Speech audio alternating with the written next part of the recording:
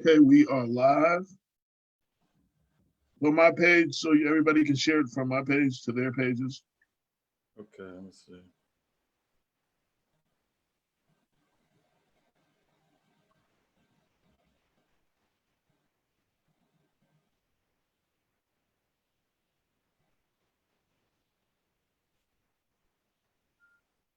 Got it. We are live, sharing it to a few groups. Yes, yeah, I can't. Yeah, somebody has something on because I can hear. I heard myself from the back. I just shared it, so is that going to run interference now? No, you just share it. Just if you're on your phone or something, just keep your volume on your phone. Your other devices, keep the volume down. Okay.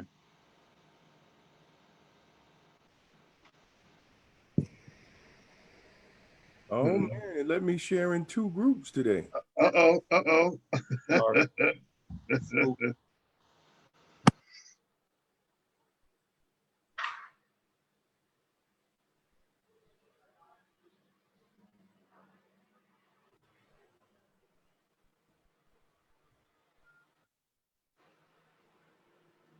Just sharing it in some groups right now real quick and we can get started.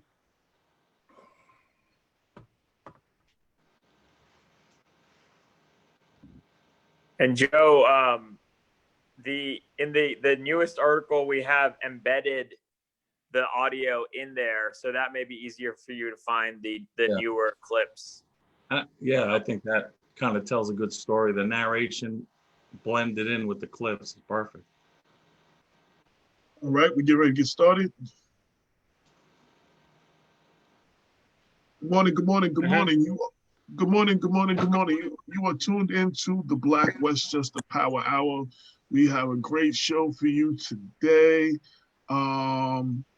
We have as our guests investigative journalist George Joseph and attorney Joe Murray. George Joseph is the reporter who broke the story on the whistleblower police officer from the Mount Vernon Police Department. And he dug and did his job, his due diligence, and uncovering the story where it's like the story that just keeps on giving. Started out with a whistleblower cop who just could not take all the stuff that was going on, and he went and reported it. It went unreported to the point that he ended up making some audio recordings to back up what he was saying. Our current district attorney has done nothing in the case, and we're going to break all that down. We're going to let him tell you. We got some audio. We have Joe Murray, the office's attorney, and just thank everybody for tuning in. Shout out to Cheryl Blue Brownlee Fox. Shout out to Nancy Cater Maldonado and everybody else tuned in. Also, for everybody tuned in, let me just say happy Juneteenth. We'll get into all of that later, but I just definitely wanted to say that. And there's so much other stuff going on. Everybody having celebrations today and protests today. Be careful. And lastly, I just want to say for all of y'all out there protesting, continue to do what you're doing. Don't let that executive order that the president signed, don't look at that as a victory. That is just symbolism without substance, just to shut y'all up. Continue to protest. Continue until your elected officials make some legislation against police crimes. We'll talk about that. That's a whole nother show. But I just want to encourage all of y'all on the front line. Continue. I'm proud of all of you young guys, young people out there doing what you're doing. Damon, a couple words. Listen, happy Juneteenth, everybody. And I want to thank George Joseph and Joseph Murray for coming on the show. I think this is an important show. I know a lot of people out there today are out celebrating, marching, and having a good time. But in reflection to what Juneteenth stands for, we are still subjected to legislation and laws that suppress people of color. And these policies, as we're going to talk about today, these are policies that are ultimately in a lot of police departments and how they deal. And it's also important to see how our top law enforcement office in Westchester County has dealt with them. So while we're marching, let's also be well aware on how policies and laws affect us, and especially when we're talking about the criminal justice system. So saying that, I just want to say one last thing too. While y'all are marching for what's going on in Atlanta and what's going on in Minneapolis, let's not forget all the cases here in Westchester. Kenneth Chamberlain, Jonathan Maldonado, Christopher Ridley, Dario Tanner, Raynette Turner. I'm just going to continue to say their names over and over and over. Let's not forget the cases here. There have been a lot of Black and brown people who have lost their lives at the hand of law enforcement here in Westchester County, that there has been no justice. So when we protest for the George Floyds and for the Rayshard Brooks in Atlanta and all these other people, let's not forget those here in Westchester, that there was no justice. Go ahead, David. I just want to always get that out as many times as possible. That's good. And shout out to Nancy Cato Maldonado. Her son Jonathan was killed in 2017 in Greenberg. She's tuned in right now. So let's start off, man. Let's start off. First, Joseph Murray. Yes, we're going to start off with you because these tapes are based on your client, Officer Bovell, submitting these tapes to the district attorney's office. For those who are watching live or who's going to watch this on YouTube, explain why you submitted these tapes, because we're hearing some crazy stories out of the district attorney's office. So I want you as Officer Bovell's lawyer to explain what happened and what transpired and giving these tapes to the district attorney's office. Well, first of all, thank you for at least having this show and bringing us on, because this is so important that needs to be said. And unlike DA Scarpino, who doesn't want us doing this, who'll probably criticize you for doing this because it's compromising his so-called investigation, we believe that there would have been no investigation were it not for speaking out and going to George Joseph to do this report. So thank you. But let me explain.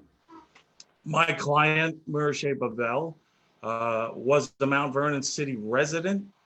He had a prior career in IT. He's a very sharp guy, intelligent guy.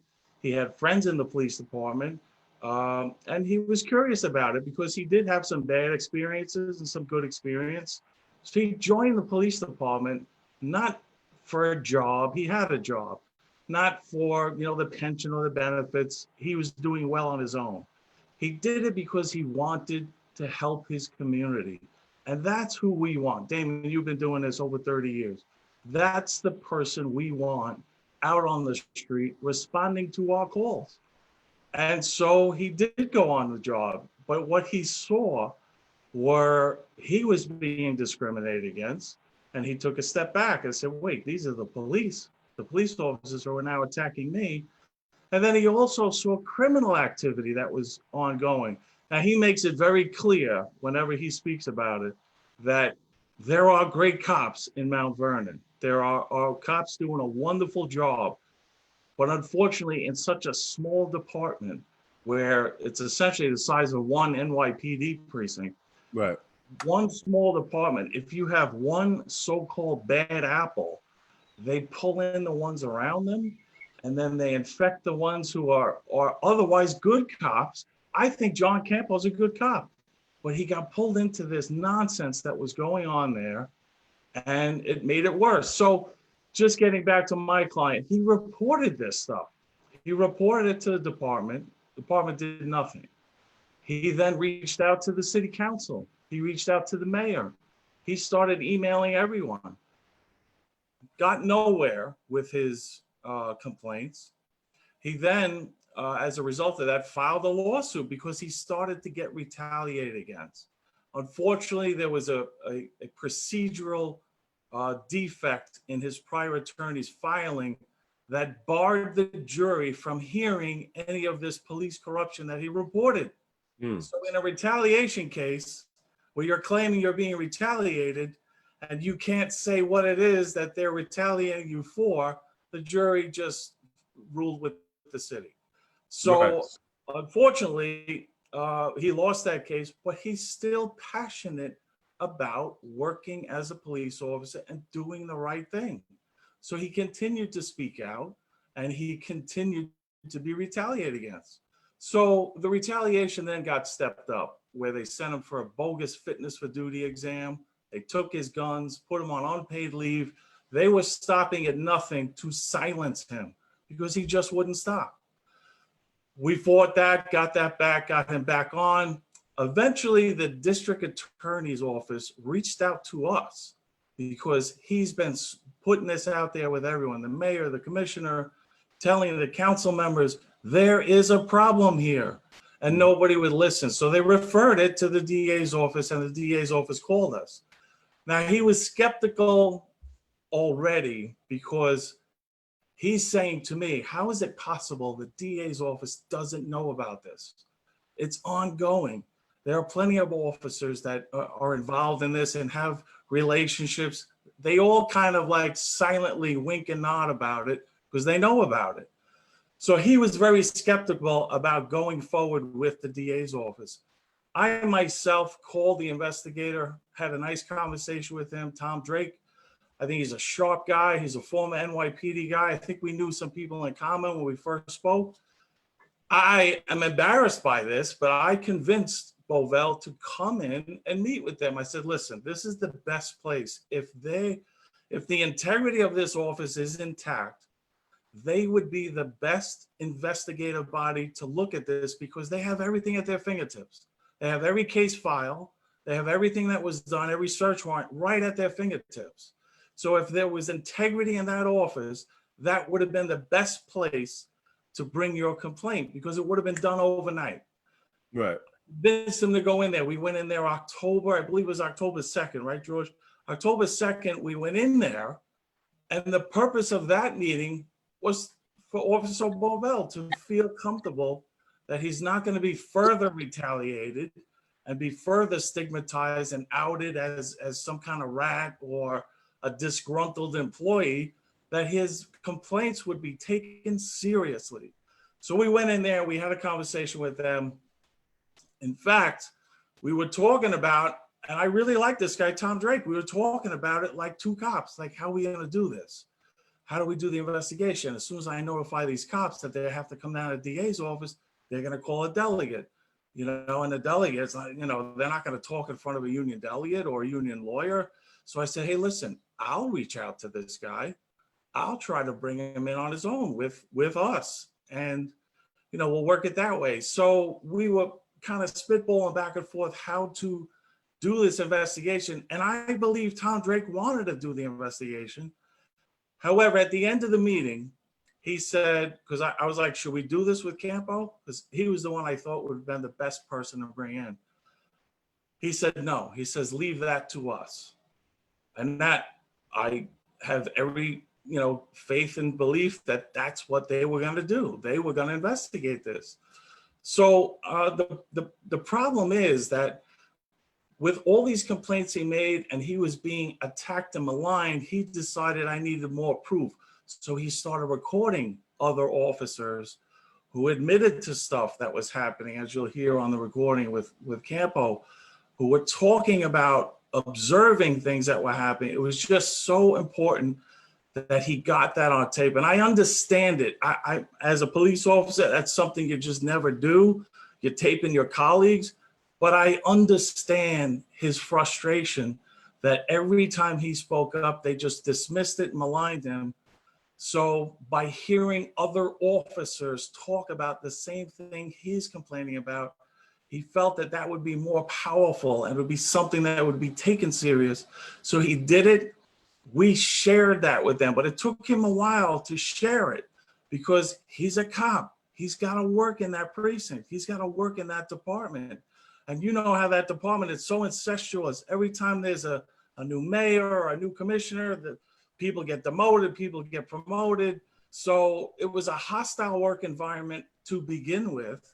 Now, if it was going to be released or revealed that he's recorded his colleagues in working together, that he would be completely ostracized and maybe in danger because of the nature of these charges, especially the one particular Detective Antonini.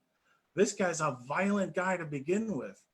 If it comes out that he's recording people and trying to bring a case against him, he may retaliate. So he put his life in jeopardy, his safety, his family, his career. He put it all out there. It took him a while, but we left there in October, and in February, he was like, okay, I'm going all in. I'm going all in. I'm going to share this material with them. And this is where my heart's broken. He said to me, if you trust them, then I will trust them. So how does that make me feel? Right. Egg on my face because of this guy Scarpino. In any event, he shares this material on his own, sends it to the DA's office in February of 2019. Now we're sitting back. I ran for district attorney in Queens. I was a police officer myself, criminal defense attorney. This is my space. So I told him, listen, they're not going to share with us everything they're doing. They're going to maintain the integrity of the investigation. They're going to do their own thing at their own pace, but it's being done. Trust me.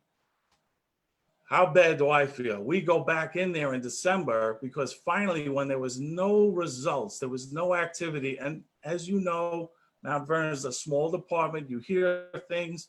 You would know if there was something going on, people being called to the DA's office, and nothing was happening. So I sought out George Joseph, who I worked with in the past. He was investigating an issue in the Queens DA's office, and I really thought he had integrity and he was a hard worker. I said, I got to give this to this guy. Let him run with it. So he did his investigation. He looked at the recordings, and I said, I cannot believe this is being ignored. And I think the first story that I think got us the attention was the roll call. Officer Bovell is now wearing a recording device, and he's back to work, and he's at roll call, and a sergeant in front of everyone is saying to the officers, I think it was something to the effect, be careful of the rats that are out at that area, not like the rats in here, as he gestured towards Bovell. And then he made a second comment that even the snitches don't know they're snitches here, something like that. Again, ridiculing him and just putting him out there in front of everyone. This is the sergeant at roll call. He is, in all intents and purposes, the department. That's the department's position. He's a rat, and they're ridiculing him. It was outrageous. And thank God George Joseph got that, put that out there. And then finally we started getting some attention. I don't know if you want to share what you did as far as that, George. Well, and Joe, I was going to say that we published that in November of 2019. That's when they reached out to you again to meet the DA's office. So you could continue explaining that. Exactly. So nothing had been happening, but we went to George Joseph. We were like, listen, we have to make some noise here because we're being ignored. And he played that and did the story to go with it. Finally, and immediately thereafter, I get a call from Tom Drake. And I'm like, hey, Tom, what's up? He goes, oh, I just want to know if you guys want to come in again. I said, sure, we'd be happy to. Like, we've been waiting to hear from them. So when we get in there, my first reaction to him was, okay, what's going on? What's happening in the case? And he came back to me and was like, well, we haven't done anything. We thought you didn't want to go forward. Because at the time we first met, Officer Bovell was on unpaid leave. He was in all kinds of trouble. They took his guns. Well, he had heard, which is a red flag, he had heard that Officer Bovell got his guns back and was back to work.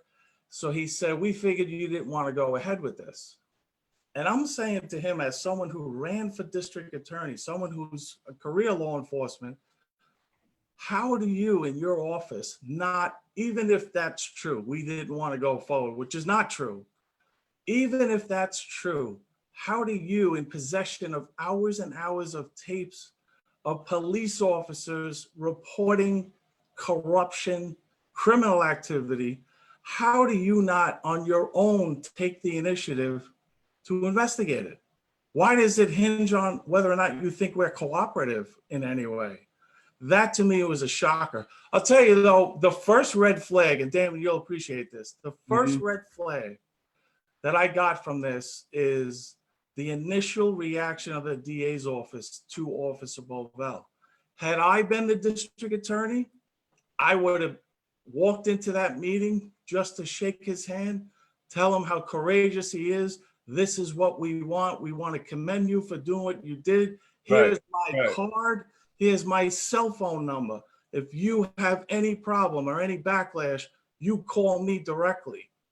Wouldn't a district attorney who's happy about learning about corruption and maintaining the integrity of their office, wouldn't that be the reaction you'd expect? I was like taken back by that. This guy didn't even call us. He didn't talk to us, didn't call us, never, both times we were in the office together, never came in, stopped in to say anything. So hindsight being 2020, looking back at that, I think that was indicative of the fact that he just wanted to squash this. He didn't want to acknowledge it. He didn't want to be part of it. His whole intent from the beginning was to squash it. So getting back to that second meeting, we go in there, we're having this disagreement about how we left off and what investigation they were going to do. So we just fed up by it. We just decided to put it to the side. Okay, let's just say there was a miscommunication. What's happening now? We want to go forward with this. Well, unfortunately, what we learned is they've done absolutely nothing. As you'll hear in the recordings, he actually asked him, where's John Officer Camper live? Do you have a number for him? Like, are you kidding me? I was offering to bring him in on the first meeting. Back in October of 2018, I was offering to bring him in on my own. And now here we are, December of 2019, and they're asking if we know his contact information, which is just outrageous. Amazing. So we did go through that. And then, you know, the ADA who was assigned to the case, I forget her name, Hughesby. She was very diligent about getting facts or whatever, but she insisted they will not go forward with anything until they get all the recordings. But she didn't realize what she was asking. He's now in a defensive mode, recording everything. He's, you know, that's how he got the roll call incident where they call him a rat. He's got this recording on, so any interaction he has, it's recorded. So you want to go through years of recordings now? Is that what you want before you do any investigation? So we were like, listen, we'll give you the relevant ones that contain the most information. She's like, no, I have to have all of them. We can't do that until we know what's there. And she says, I can't rely on your interpretation of what you think is relevant.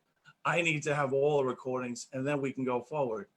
So clearly from leaving that December 2019 meeting, it was obvious they were not going forward with anything until they got his, you know, whole hard drive of everything that he has.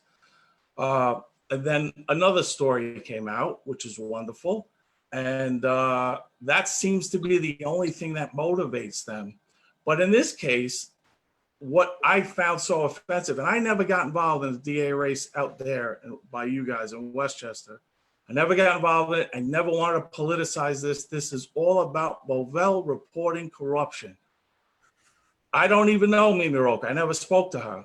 But when Scarpino decided to slander my client and slander me in essence, saying that the only reason why he's doing this is to help his lawsuit, I lost it.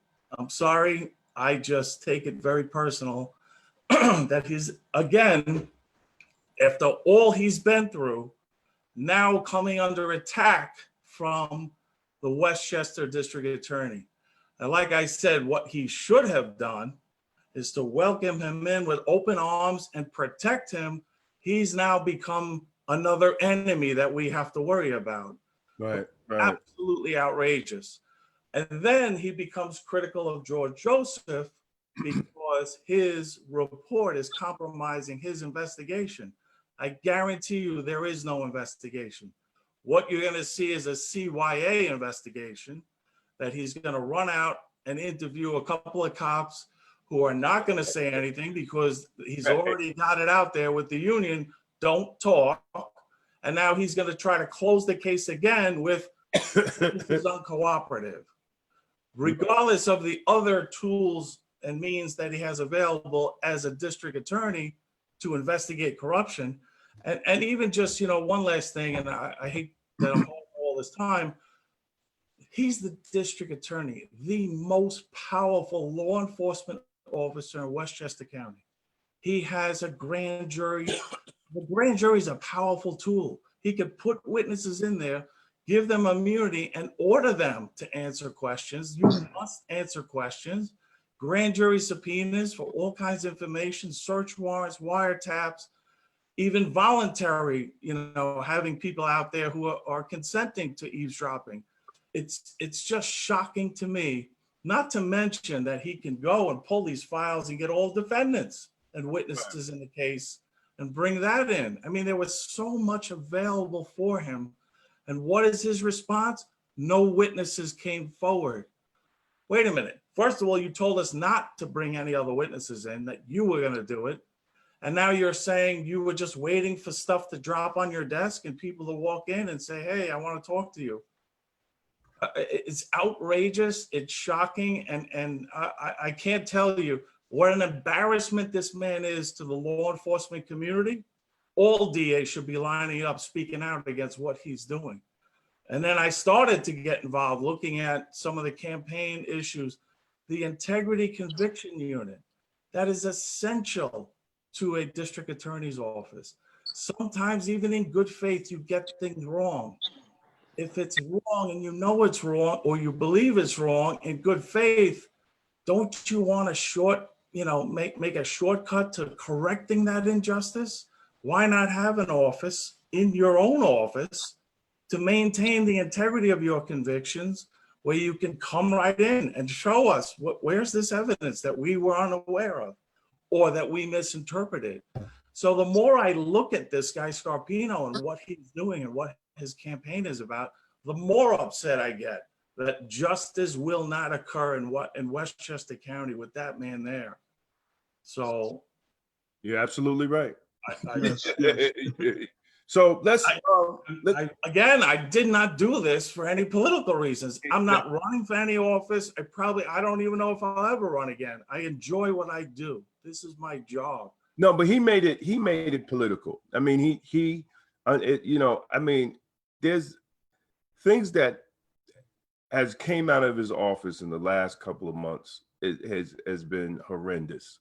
A desperate man does desperate things. And the fact that, they continue to attack the victim, even when Councilman Andre Wallace was assaulted by former Mayor Thomas's brother, they didn't even look into that, so they continue to attack the victim. The victim has always been the one that has been discredited out of this office, and it drives me crazy to see how Reggie Lafayette, the Democratic chairman, and a long-term Mount Vernon resident, and the chair of the city committee could even stand by endorsing this man after what just happened, or what's still happening.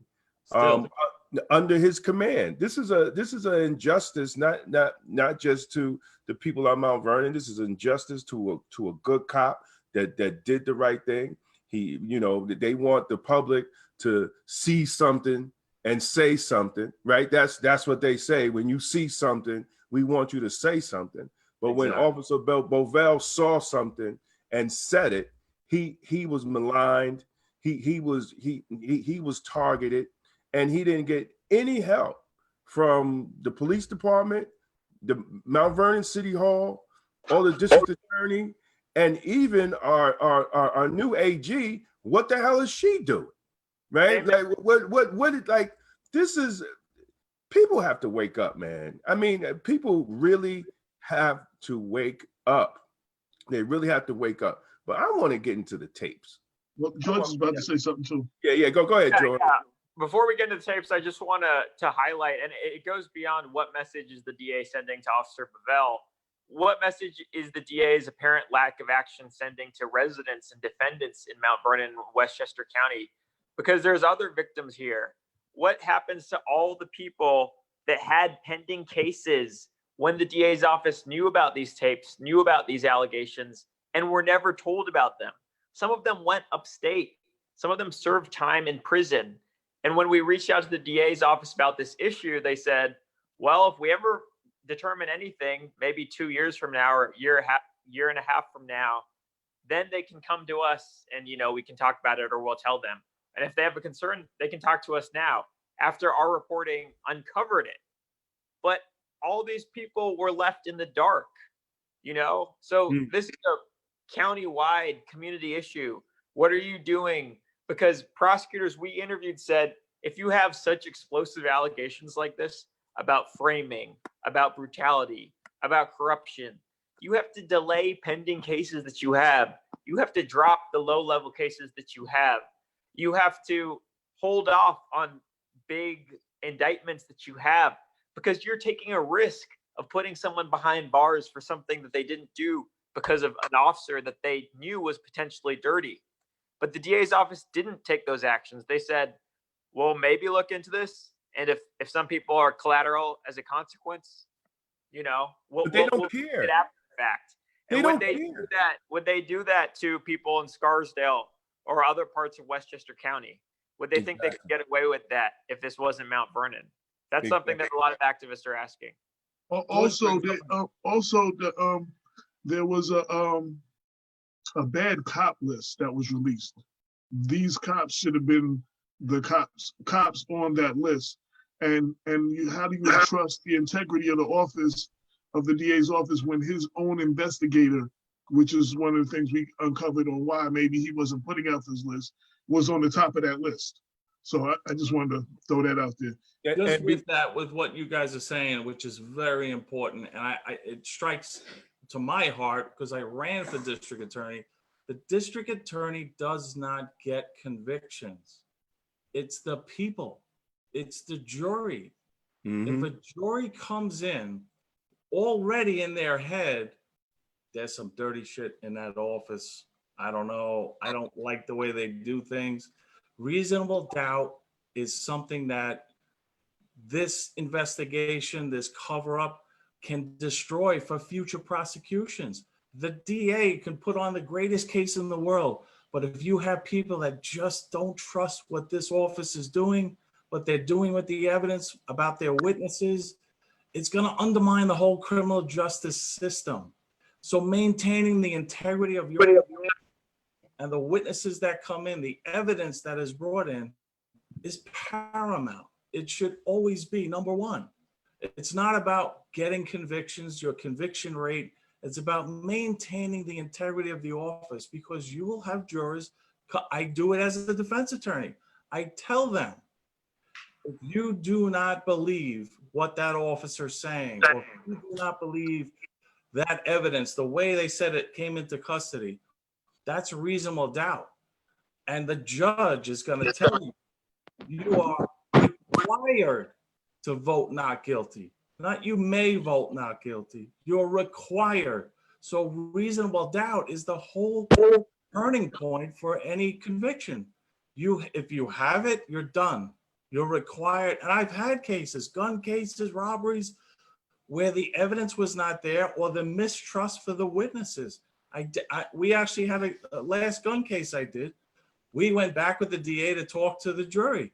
And the DA was so upset. She was like, tell me you didn't believe that gun was in the car. And they're like, oh no, we all believe the gun was in the car. We just don't believe how it got there. That's it. Wow. The integrity and credibility. And what's happening here with Scarpino is destroying the integrity and credibility of his office. And that has to stop. And that's why, I'm fully supporting Mimi Roker in this one. So let's give the people there's a lot of people that are just hearing about this case for the first time. I shared the links in the comment section. Can we give them a little bit of the tape so they can get a grasp of exactly what it is we're talking about? Absolutely. I told them, tell the county UC to identify the wrong people, illegally enter people's homes and threaten them, plant drugs on people. Illegal crack pipes and drugs are always on the person. They call it the rainy day funds. Search warrants done with little to no evidence. Everything was fabricated. I told them, tell the county UC to identify the wrong people. That's on a loop. Yeah, that's on a loop. So that's Officer John Campo. He's in county UC to identify the wrong people. Sorry, yeah.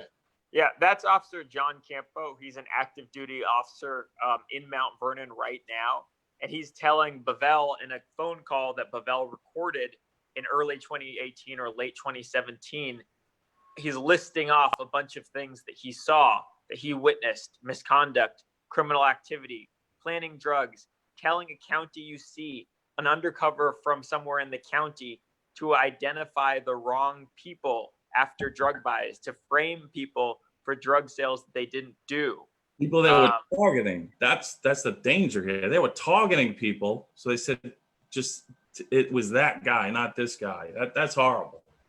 Yes, that's exactly what Campo was saying in those tapes. And the context is John Campo was speaking to Bavell after he tested positive for a marijuana finding. And he's telling Bavell, look, I was out in the streets, I was doing these things. I don't think I did this, but how can my colleagues who are doing this rampant criminal activity that I'm seeing be getting away with it, and I'm being disciplined for a marijuana finding? Now, you can have your own opinions about marijuana finding, whatever, but that was what his perspective was when he was telling Bavell about all these things he had witnessed. And he said that he wrote a bunch of this stuff down in a memo that he gave to the then police commissioners of the department. He said that he then went to the FBI, or they referred him to him, and he didn't want to go forward because he was distrustful of the department, and he was also unwilling to wear a wire or take a polygraph test, fearing he would fail it due to his anxiety. But the police department knew about it at that point, and what did they do? One of the officers that he accused of framing people, they sent to a county drug task force, where he continued making arrests, some of which were later controversial. And it's also important to point out that that officer who is the target of a lot of these officers' complaints, he was brought to the attention, like we said, in 2018, but 2019, they got the evidence. They still put him on the county task force, the narcotics task force. And as you know, a narcotics task force works directly with the district attorney's office. They actually have an ADA assigned to it if they need a search warrant and have to move quickly. He was on that task force even after receiving all this information. And it wasn't until a couple of days before George's article came out that they pulled him back and pulled him off the task force. I think it was actually, I don't know if I got the timing right. Was it when you were making inquiry, asking them for feedback, that all of a sudden he got pulled off the task force? I don't have the paperwork on that. That is something we've heard from people within the department. But what I can say is, certainly if you look at the timeline, months after Joe and Bavell gave the tapes to the Westchester County DA, referring to specific people, including one detective who's accused of framing people, this detective is still signing off and swearing to search warrant affidavits, things that you have to swear to build up a case. And in some of these cases, these were major cases against heroin traffickers, people accused of selling hard drugs in the community, trafficking in them, bringing them into Westchester. What happens to all those cases now if it turns out that you allowed someone to swear to the foundation of the case without disclosing any of this information? It's not just innocent people that could have their lives restored, and if they are innocent, that should happen. It's also people who were wrongly convicted but may have been guilty of these things, whose convictions are now in danger. So this lack of disclosure, lack of action, could undermine years of work in that office. And that's why I brought up again that bad cop list. That was exactly what this list is. It's a list that district attorneys make of officers who their integrity may not be good for going to trial. You can't take these officers to trial and, you know what I'm saying, and have them testify because they have, you know what I'm saying, an integrity problem. This is the type of officer who should be on that list and was not on that list. Yeah, that's a problem. The recordings are so damning, particularly like we said with There's a question. There's a question real quick. Did you try to bring the evidence to the FBI or New York State AG? That's a question from the audience. That's a great question. It's something like I said earlier in October when we met with the DA's office. We were originally talking about going to the FBI. And as I explained, I felt if this office had integrity, and I got a good feeling from Tom Drake, that would be the best office because all of the information is at their fingertips. And that's why we chose there. However, we have since been, as a result of George Joseph's reporting of this, we have since been contacted by Jeffrey Berman's office. He's the U.S. Attorney in the Southern District of New York, and it was his chief assistant that contacted us and requested those recordings that we gave to the district attorney, and we provided them. Now, I'm not that confident that anything is going to happen there, but at least there's a possibility of getting something done. I mean, the U.S. Attorney's office. Point here. After our recent article came out early in June about allegations in the tapes that residents were being framed, like Joe said, the Southern District of New York federal prosecutors reached out to him and are interested and wanted to hear the tapes. But that's strange because Anthony Scarpino, following the publication of our article, said that the FBI had already looked into this and found there was nothing prosecutable here. Right. So what's going on here? The Southern District of New York is apparently not in communication with other federal law enforcement, the FBI, who they work with every day. It raises questions about, you know, what's actually going on at the federal level if Scarpino is saying the FBI dismissed this stuff. Right. I'm not sure if Scarpino's talking about the reference of John Campo when he talked about speaking to the FBI. I don't know if he's referring back to when Campo spoke to the FBI that he said the FBI determined there's nothing prosecutable. Well, if in fact that's what he's referring to, that's because Campo didn't want to wear a wire or take a polygraph. So he dropped it there instead of enhancing it and going forward. He dropped it. And the FBI, of course, if that's what they said, there's nothing prosecutable because they didn't take further steps. But you're right on point. Again, I don't have confidence in the Southern District because there had to have been a U.S. attorney assigned to that team or whoever was handling that. There's 302 somewhere about those interviews. And it had to be in their office somewhere that there's a U.S. attorney assigned to that public integrity. But I don't have confidence. I think at this point, the only thing left is to reach out to Attorney General Barr, or as you suggested, maybe even the Attorney General of New York State. But why hasn't she taken any action either? I'm just so disheartened by the inaction. Joe, I just want to make another point about Officer Campo. When this first came out about the tapes, DA Scarpino said there's nothing here but hearsay and uncorroborated information or something to that effect. But if you look at our most recent article, which came out this week, Campo is referring to things he said in the tapes that he himself did.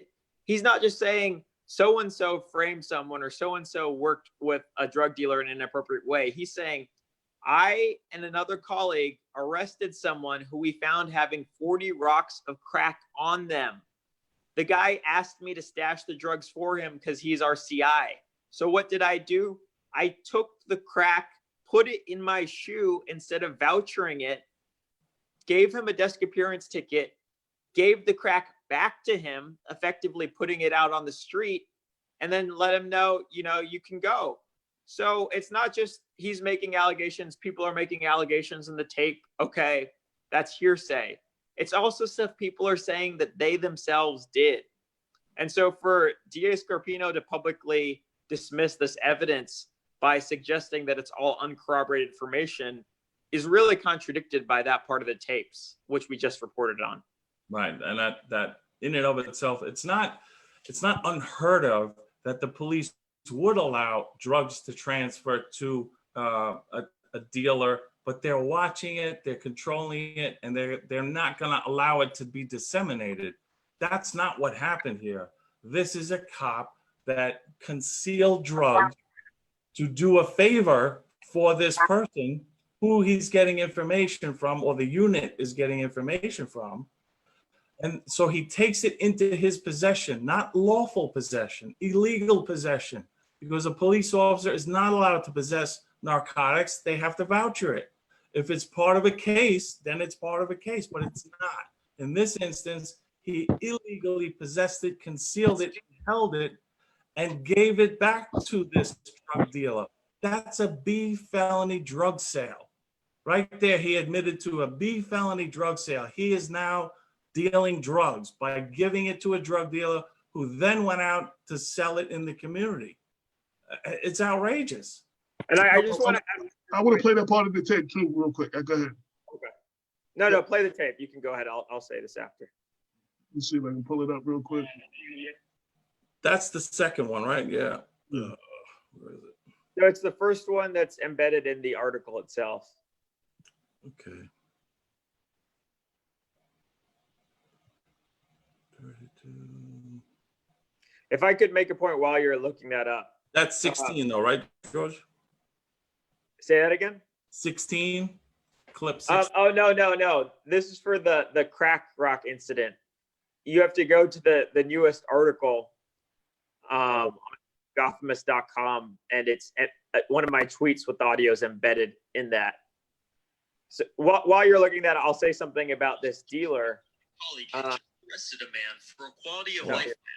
That's it. Do you want to go? Okay. Yeah, you can go ahead.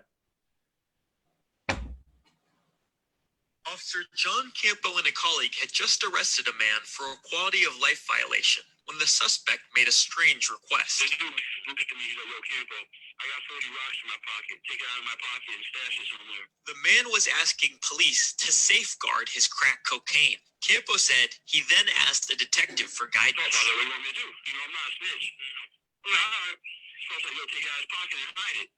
So I took the 40 rocks of crack out of his pocket and put it in my sneaker. Campo says police took the suspect to the station, and he walked out with a desk appearance ticket and his stash. Brought them in, gave them the AT, got him out of there. You know what I'm saying? Gave him his 40 crack rocks back. Officer John Campo and a colleague had just arrested a man. Okay, it's on a loop now. Okay. So this person who he gave the crack back to is a confidential informant. And he has a long history that we looked up of violent charges, including domestic violence charges, assault charges, choking charges, which he's been convicted for before that incident. And he's since picked up such cases since that incident. So what are we doing if we as police are empowering CIs saying, you're on the same team as us, we're going to return your drugs back to you, and you have this kind of character, you have this kind of record? Several former prosecutors we spoke to said that can create a dangerous sense of empowerment for people that abuse women, abuse families, and hurt people in the community. You shouldn't be working with people like that. That's what they said. Yeah, absolutely. If someone feels like they can continue to deal drugs with impunity, of course, domestic violence, that they feel they'll be protected there. So they're more empowered to be abusive. It's horrible. I do want to say one thing though. This is what I talked about. John Campo, he's in the military, family guy, father was a police officer. This is an honorable cop who's caught up in this disgusting Mount Vernon nonsense where they reward cops to be act in this manner. And the only way to get into a detail or get is to be a player with these guys. It's the culture of Mount Vernon that needs to be cleaned up. It's horrible. These are good cops, a lot of them. Some of them are just, you know, like this guy Antonini. I can't believe some of the stuff he does. But some of them are good cops that just want to get along, but they're being bred to do this kind of behavior, which is just shocking. If they had the right leadership and the right training and instruction, these are good people that would do a good job. But they're being led astray because this is what the administration wants. And it goes back to the roll call, calling my client a rat. This is the culture that they're creating. It's not so much the people. The cops are coming into this and they want to get along. They want to get promoted. They want to go to a detail. And this is the way they're being taught. It's horrible. I don't know if you guys are familiar with Glenn Scott. He's the new commissioner. I haven't met him yet. I have a very close friend of mine that told me he knows him. He's a great guy. He's someone we could sit down with. We have some common sense changes that we want to bring to the table and talk to him about. But so far, he's ignored our request to meet. One thing I want to bring out in the recording that we just played, and one of the things you brought out in your story, and I just shared the link. I just shared the story in the comment section. I'll share it again. So, and everybody, correct me if I'm wrong. What the police normally do is they use a person to then buy drugs from a dealer, and then they bust the dealer. What it appears that the Mount Vernon Police Department was doing was using a dealer, allowing him to deal to individuals, bust the individual, but let the dealer keep the drugs and the money. Exactly. Like, I just want to be clear that this is what we're talking about, right? This is what, because I think that part got lost and we didn't play the whole video, and I just wanted the whole audio. I wanted to elaborate on that because right. You AJ, have to break, like, I think, go ahead. You're supposed to use informants to go up the chain to get traffickers, major dealers. You're not supposed to use dealers as informants to go down and get people who are addicted to drugs and put them in prison. You know, you're not supposed to use informants to rack up numbers of low-level arrests, which is what Officer Bavell has previously alleged the narcotics unit was doing. You're supposed to use informants to have them buy drugs, which you as a police officer are supervising, preferably with a recording device, and control it so that you give them buy money that's marked so that when they buy the drugs and you eventually arrest the dealer, you can actually take that money back out of circulation, match it up, make sure everything is controlled and in supervision. What Bavell has alleged and what Campo is also suggesting in the tapes is that they had favored drug dealers who they're like, okay, deal whatever you want, keep the money, and just tell us where to go to pick off the poor person who's addicted to heroin or crack. That is not policing that gets at the people bringing this stuff into communities, if that's something you support. That's just targeting people who need help. And again, just so we're clear, because I think, you know, we played it and we didn't. This officer is saying he went to arrest somebody for whatever it was, a quality of life crime or something, or whatever it was. Right. And the person being arrested said, "Hey, I got some rocks in my pocket. I need you to hide them for me." Yeah. And the officer then checked with his superior officer and he said, "Hide them." Now the officer is admitting he put the rocks in his sneaker, took the person in.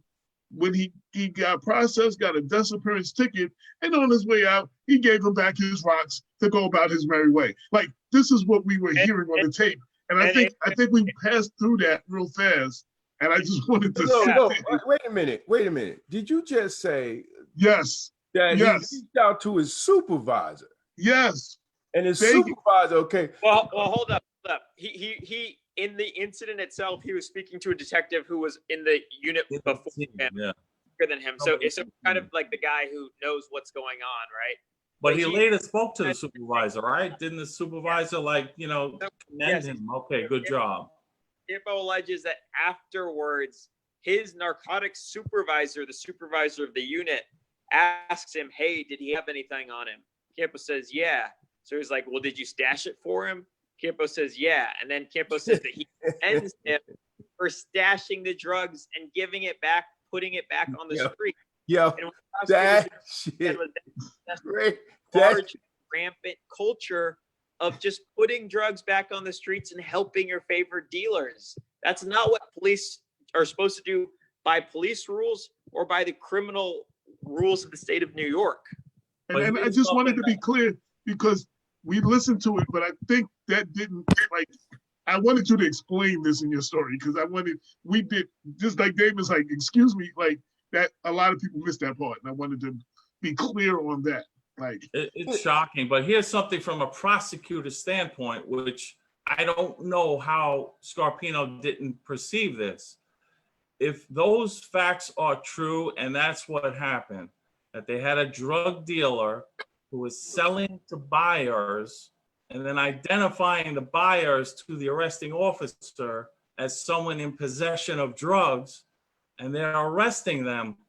Damon, what does that complaint look like? How is the cop swearing to that? You know what it is? The cop saying, I observed a hand-to-hand, I followed him, I searched him, I found the drugs. That's not what happened. He didn't observe anything. He's being told by the drug, because here's the issue.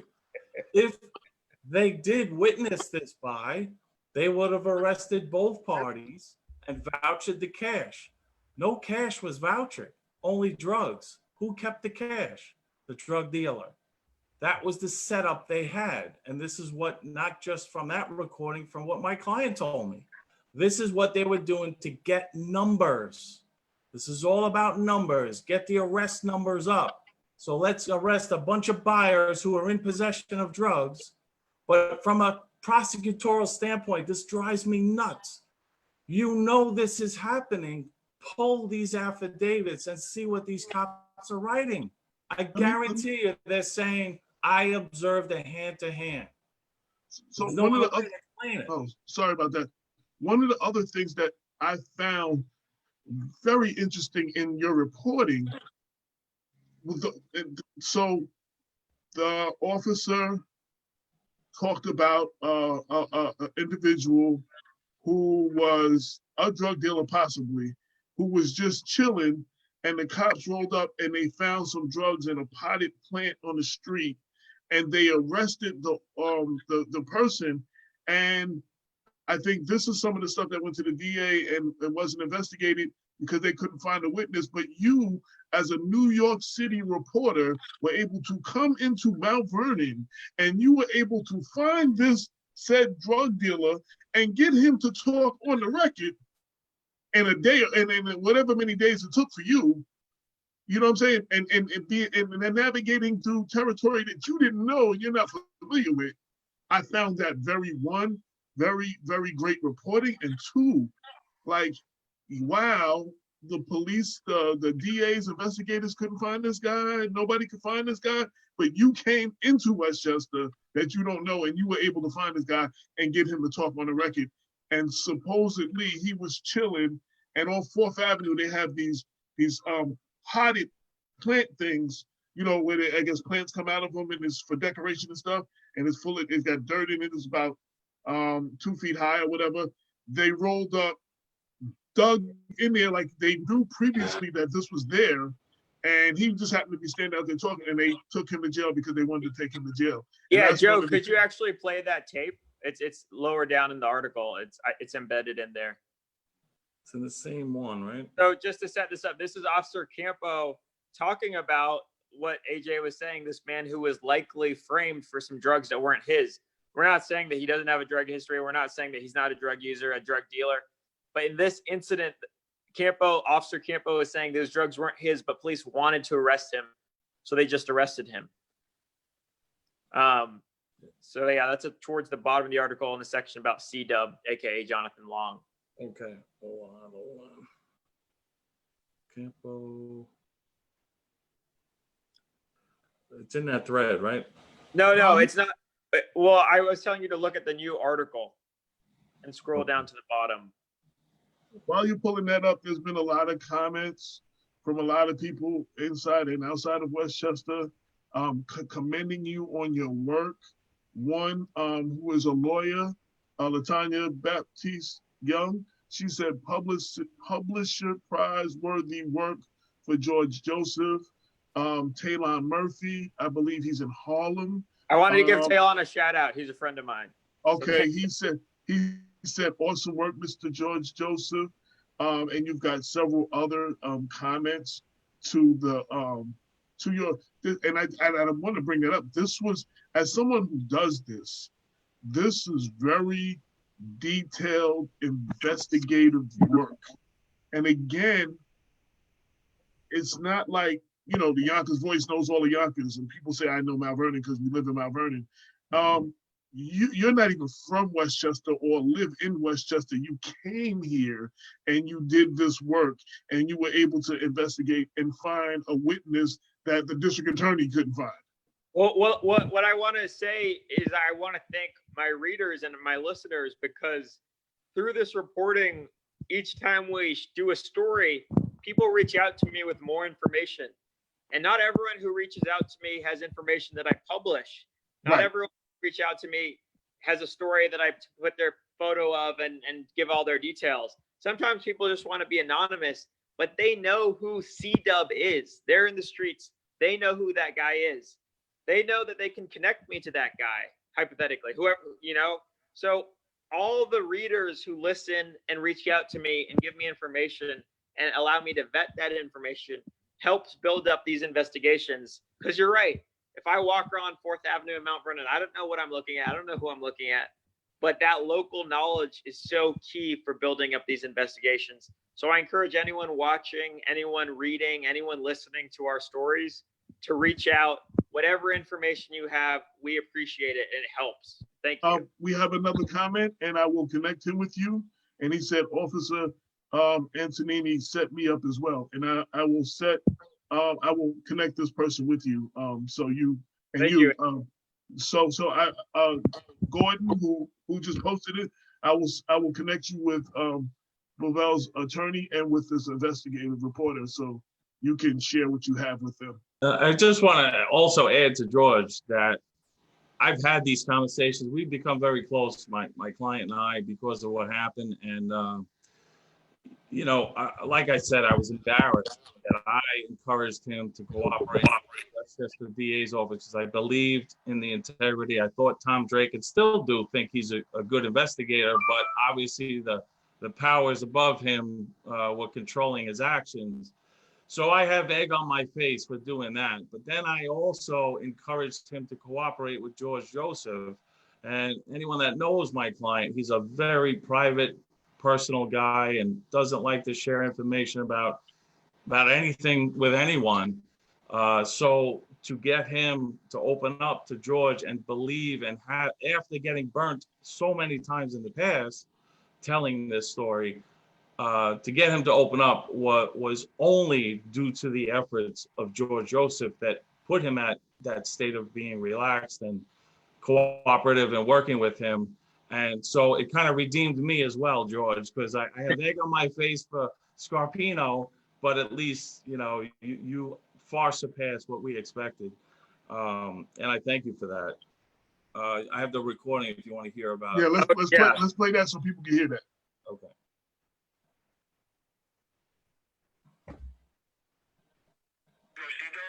Yeah, I think I heard his name. I think I remember him, yeah. He sells crack on all I know is the two of these dudes, I'm not going to mention names, they recovered like 30-something grams of crack. Not on him. It was buried in a like a plantain on the block. And it probably was his. And they said it was his because they wanted to arrest him because they've been trying to get him for months on 4th Avenue. And going later in that clip, he says that they had been getting a lot of complaints on 4th Avenue for dealing, and so the unit supervisor of the narcotics unit was upset. So these officers are out there like, we need to make this arrest. We need to do whatever it takes to make this arrest. And so Campos says they cut a legal corner because they didn't actually know that the drugs were his, but he says they probably weren't his, but they still arrested him. And so when we found this man who does have a long history in Mount Vernon selling and using crack, he without hearing those tapes, without knowing what I had, told me about an incident on 4th Avenue in front of a Chinese restaurant where there was a flower box, a plant box. And he says that detectives rolled up, searched him, searched his mouth, didn't find anything, then went to the plant box, dug in it, and found some drugs, said it was his. The case eventually fell apart, he said, because the detective had problems on the stand. We weren't able to get those court papers yet, so I can't speak to that. But he maintained his innocence. In many other cases, he has pled guilty, but in that case, he said that was not my drugs. I was not going to plead out to that.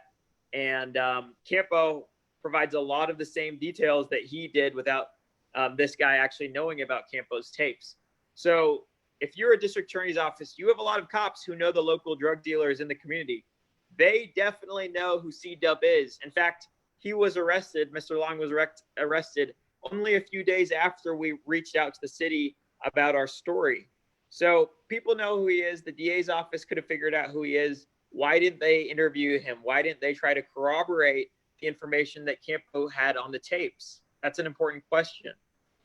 Can you are you looking at the Facebook feed, the comments, George? I'm not right now. I'm just looking at the screen. Okay, yeah, because there's a gentleman that said to ask you about his conversation with you. Can you pull that up? Can you see? What's his name? Well, his name is Gordon Tarrant. Yeah, I spoke with him this morning. Okay, well, he said to ask you about the conversation.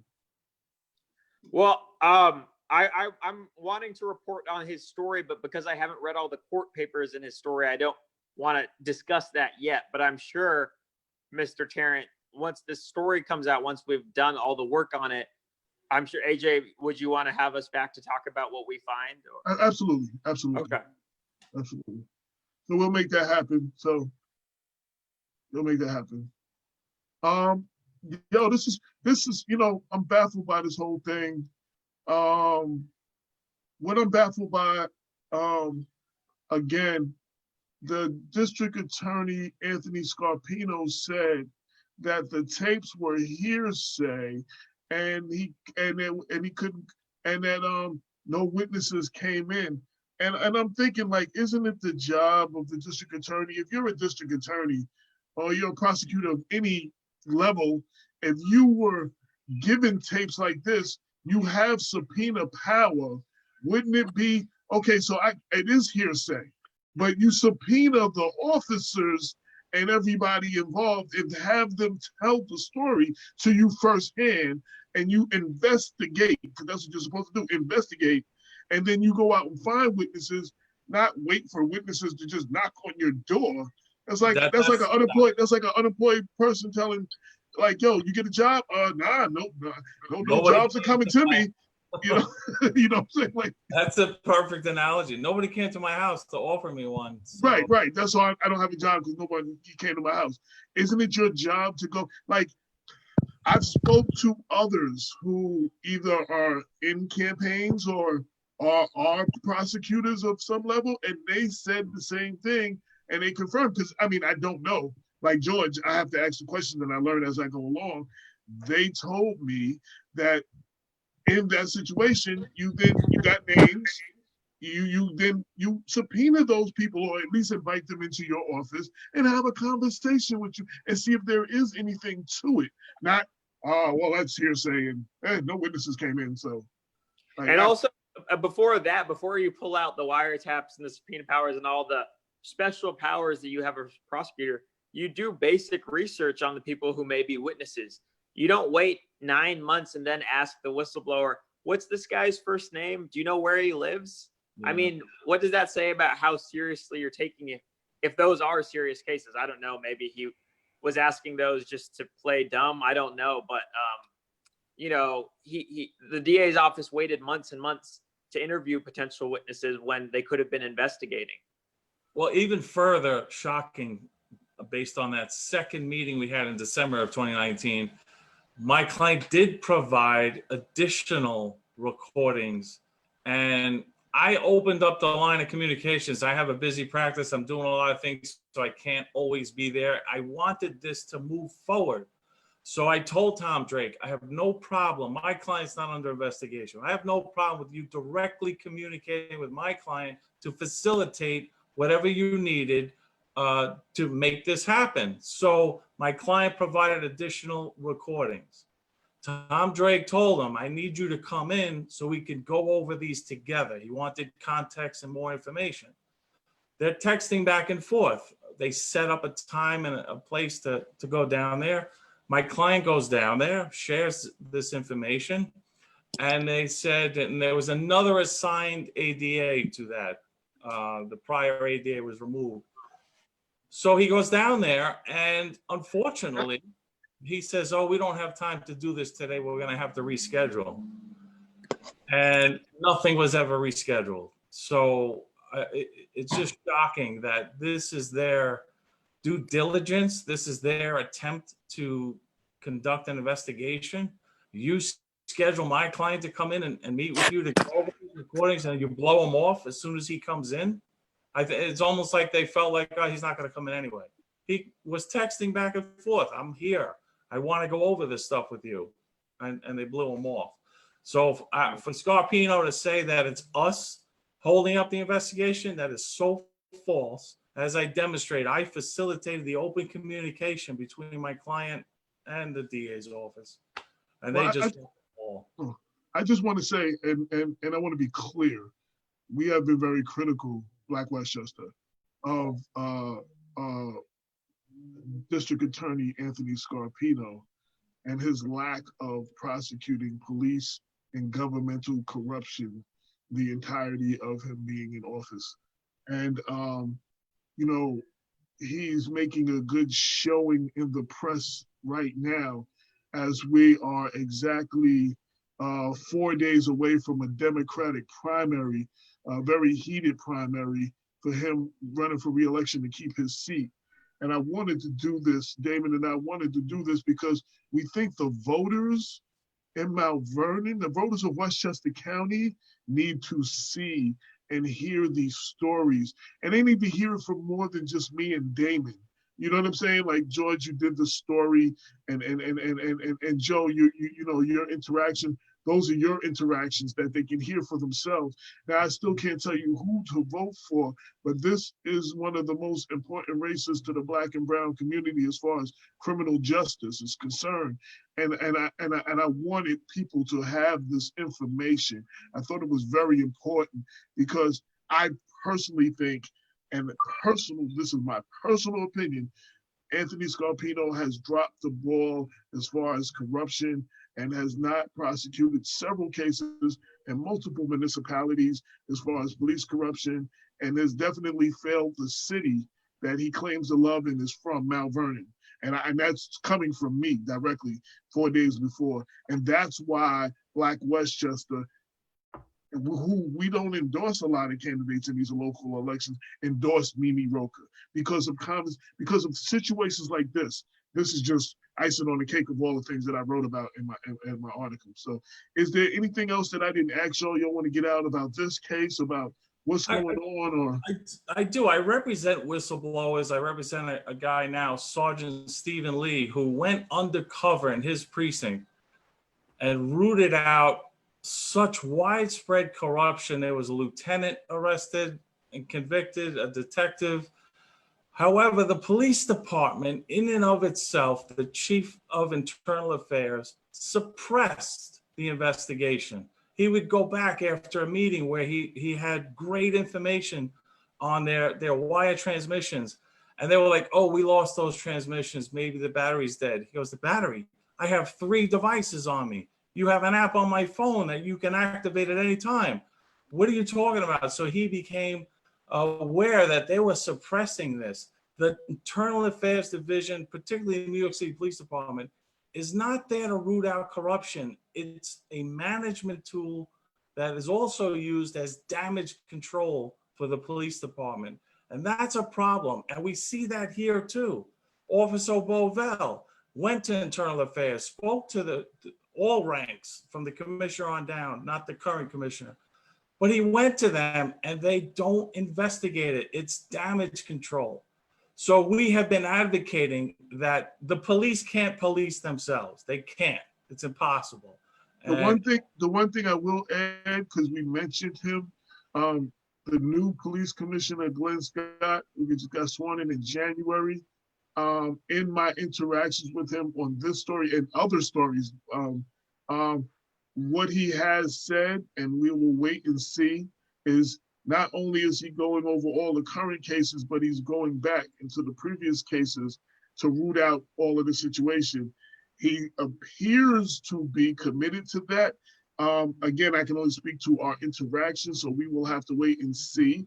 But that was at least what he said as far as this and other cases were concerned, that he was looking. So since he's not here, I just wanted to have had these conversations with him. Somehow you could facilitate communication between myself and my client. He should have court counsel there. I have no problem with that.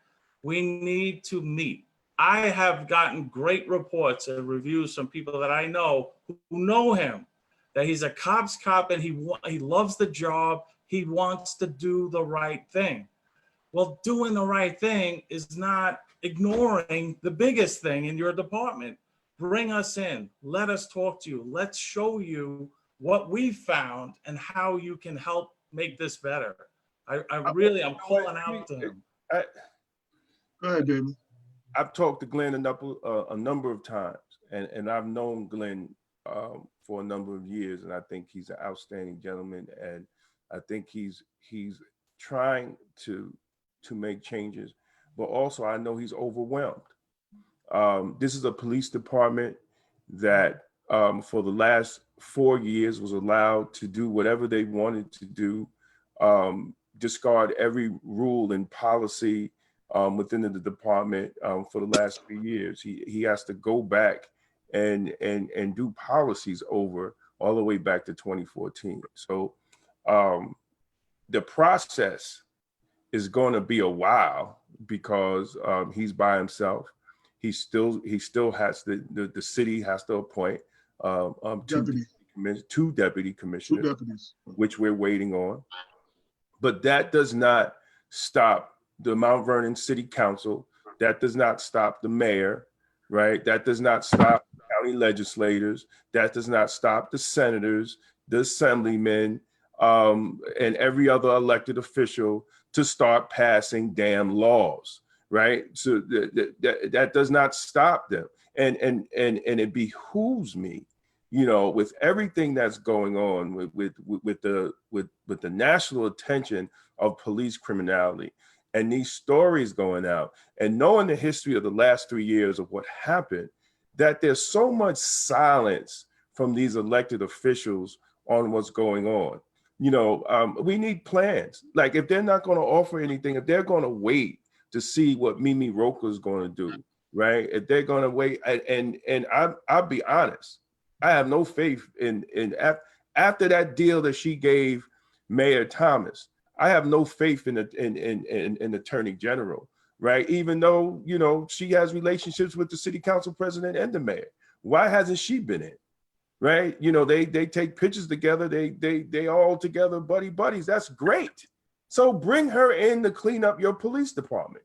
I don't understand what is the problem and what we are waiting for. There's no need to have rallies and stuff in front of City Hall, and you're not addressing the issues in your police department.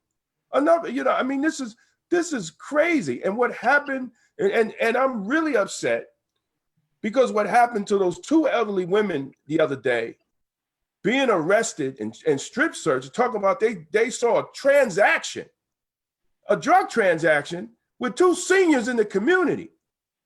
This is ridiculous. Enough is enough. Are they that thirsty to make an arrest? Are they not cognizant of what's going on internationally and what's going on in every city in America? You're going to drag in a senior, a 75-year-old woman, and strip search her because you think she has a bag of goddamn weed or crack? Come on, man. What the hell is wrong with y'all people? We work hard, man. I worked hard for 30 years to try to build a relationship between the Black community and law enforcement, and y'all thirsty motherfuckers fuck it up all the time. Enough is enough. Enough is enough. Get your shit together, man. It ain't about oppressing people. It ain't about numbers. It's supposed to be about public safety. We have turned policing into a bunch of fucking numbers. And so has the DA's office. And this is a part of the problem. And if you can't deal with the change that's coming, fucking retire. Because we don't need you. Black, white, yellow, I don't give a damn what color you are. Fucking retire and go somewhere else. We don't need you in our communities. And I know my wife worked there. And if you have a problem with what I said, don't put her in what I said. Call me directly. All of y'all got my goddamn number. Call me directly. Enough is enough. Black, white, I don't care what color you are. If you're a fuck up, you're a fuck up. If you abuse our people, you abuse our people. It has to stop. It has to stop somewhere. This is a police department that's run by Black people. Yeah, we're not talking about NYPD when you got majority of white management. We're not talking about White Plains or Greenberg where you have majority of white management. We're talking about Mount Vernon. This run by Black people. Black mayor, Black city council, Black police commissioner, the black. And we're dealing with the same shit. So what's the problem? We can't correct it. You can't blame the white man for what's going on in Mount Vernon. You can't do it. You gotta blame ourselves because we're the ones in charge. So if we can't change it, who the hell is gonna change it? You wanna wait for some white knight or a DA or somebody else? Change it yourself. Start passing some laws. Do your job, city council. What are you waiting on? This has been going on too long, man. And I'm fucking tired of it. And I'm tired. And I said, don't put my wife in the middle of what I said. Come see me. Because enough is enough. 75-year-old woman. You gotta be kidding me. You gotta be kidding me. Mount Vernon is so small. Everybody's related. Everybody knows each other. And you still treat each other like shit. What is wrong with y'all? Is it a mental illness? That you just can't do each other right? What are you marching for? You turn around and abuse a 70-year-old woman just to be seen on Facebook? And if nothing happens to them cops and everything y'all said is bullshit, I don't care who it is. I don't even know who the cops are, and I really don't care. But something better happen to them. Because one of those ladies is like family. Yeah, I did want to inform Joe and George. So the Yonkers City Council President, Mike Hader, was a very big supporter of Scarpino.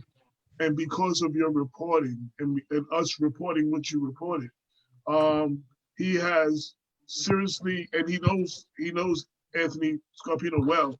He has rescinded his endorsement of Scarpino and is endorsing Mimi Roca. And State Senator Alexandria Biaggi sent me a statement. I am deeply disturbed by the recent allegations of the police misconduct in the city of Mount Vernon, which, if confirmed, may have led to the conviction of innocent New Yorkers. The allegations of police corruption and brutality revealed on the whistleblower's tape are appalling. I am concerned by what appeared to be a slow pace of investigation by the Westchester County District Attorney. These allegations should have been promptly and thoroughly addressed when they were first brought to the district attorney's attention. I urge the district attorney to swiftly investigate these allegations and to review any convictions involving the identified officers. The absence of accountability in the wake of police brutality and misconduct is a detriment to our community and risks the public safety of every Mount Vernon resident. Should it become necessary, I would urge the Attorney General's office to assist in the investigation. And that was a direct quote from State Senator Alexandria Biaggi, who covers the Bronx and Westchester, which is, and including in that Mount Vernon, a portion of Mount Vernon. So she sent that statement in after reading, we posted your first story and we blasted it out. And she became aware of that, and she heard the tapes, and I think we sent it to everybody. Everybody's on our mailing list, and this was her immediate reply that she sent in. Well, I wanted to thank both you, Damon, and AJ, because for me as a reporter from New York City doing this work, even though we do have a Westchester audience, it really helps to have local outlets have an interest, follow up, share what we're doing, have us on this show. Thank you so much for having me. I've been a fan of Black Westchester for a while. I want to give a shout out especially to AJ to just do the day in, day of coverage. That's what creates records of what politicians are doing. That's right. You know, if you have that, someone like me can't use that as the basis for my understanding of the community. And so locals who are watching this, you have to support your local news stations to keep politicians accountable, because otherwise no one's going to know what's going on and they'll be able to get away with everything. So I just want to really shout out Black Westchester. Thank you for working so hard to do what you do. I know these are tough economic times. So if you can support Black Westchester, you know, it really helps to have local news, because otherwise we're just all on Facebook wondering what's going on. I appreciate you saying that. I definitely appreciate it. Is definitely a labor of love, you know, for my community. This is what I do. I feel like everybody should do what they can do, and this is what I do. You know what I'm saying? And so it's anybody who knows me, it's hours with no sleep and days with no sleep sometimes, and the phone rings 24 hours. Damon knows, he gets called about everything. Kenneth Chamberlain Jr. says, this is why we must get the current DA out of office. He does not have the best interests at heart of all the communities. He is Westchester's top cop. Westchester, we have our own George Floyd's. And that's from a man who White Plains Police Department killed his father. And 9 years later, he is still fighting for justice and no one has gone to jail. And, you know, shout out to him. Wayne Robinson says, why do we continue to expect the same system that uses police to enforce the law, to indict law enforcement? And he asks what kind of office accountability is put in place for incidents like this. A community council that has power to discipline officers that are in violation. Well, this what the Civilian Complaint Review CCRB would be, and as of now, no, out of 43 municipalities in Westchester, none of them have a working CCRB. I understand that there's been work, Damon can speak to this because he's worked on it. There's plans for one in Mount Vernon, and I think it's even been passed, but just hasn't been funded, and people haven't been picked for it or whatever.